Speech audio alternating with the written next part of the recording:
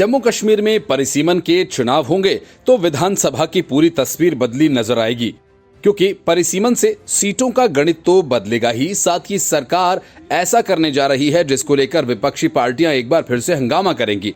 असल में केंद्रीय सरकार जम्मू कश्मीर में तैयारी कर रही है जिससे वोटों का गणित बदला जा सके।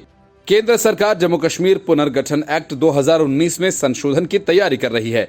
इसे जल्द ही लोकसभा में पेश किया जा सकता है। इसके तहत केंद्र शासित प्रदेश के विधानसभा में 2 सीटों में हिंसा का शिकार होकर पलायन करने वाले कश्मीरी पंडितों के लिए तय होंगी। इसके अलावा 1 सीट पाकिस्तान अधिकृत कश्मीर के विस्थापित हुए लोगों के लिए होंगी। इन तीनों सीटों के लिए ही कोई चुनाव नहीं होगा, बल्कि तीनों सदस्यों को मनोनीत किया जाएगा। इन तीनों सदस्यों को उपराज्यपाल की ओर से नामित किया जाएगा। सूत्रों का कहना है कि इस फैसले को राज्य सरकार ने उचित समय पर लिया है। इन तीनों ही सीटों के लिए कोई चुनाव नहीं होगा, बल्कि तीनों सदस्यों को मनोनीत किया जाएगा। इन तीनों सदस्यों को उपराज्यपाल की ओर से नामित किया जाएगा। सूत्रों का कहना है कि इस फैसले में राज्य में उपेक्षित और अल्पसंख्यक समुदायों के अधिकारों की सुरक्षा हो सकेगी, उन्हें उचित प्रतिनिधित्व मिल सकेगा। इसके अलावा जम्मू कश्मीर की सामाजिक और आर्थिक प्रगति भी जारी रहेगी। जम्मू कश्मीर में परिसीमन भी चल रहा है और इसके चलते 107 सीटों से बढ़कर विधानसभा में 114 सीटें करने का फैसला लिया गया।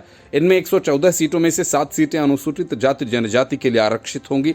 अब तक कश्मीर में अनुसूचित जाति जनजाति का नाम कोई आरक्षण नहीं था, लेकिन अब सरकार गुज्जर, बकरवाल और पहाड़ी समुदाय के लोगों को इस कोटे के तहत विधानसभा भेजना चाहती है।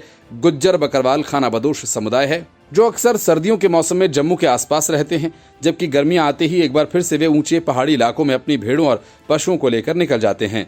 नामित सदस्यों को लेकर जम्मू कश्मीर में राजनीतिक बहस जोरों पर है।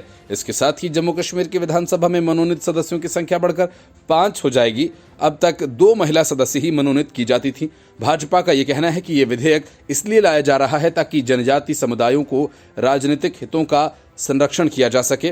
फिलहाल कश्मीर में चर्चा इस बात को लेकर है कि मनोनीत सदस्यों को सदन में भेजने की प्रक्रिया क्या होगी। स्थानीय दलों का यह कहना है कि इनमें राज्य सरकार की सहमति होना जरूरी है। केंद्र सरकार को इसका अधिकार नहीं मिलना चाहिए। पीडीपी और नेशनल कॉन्फ्रेंस जैसे दलों का कहना है कि मनोनीत सदस्यों की संख्या बढ़ाने का और आरक्षण के जरिए भाजपा चुनी हुई सरकार में दखल करना चाहती है और इसके अलावा जम्मू कश्मीर की विधानसभा में कश्मीर को कमजोर करना चाहती है। Bureau report, news of India.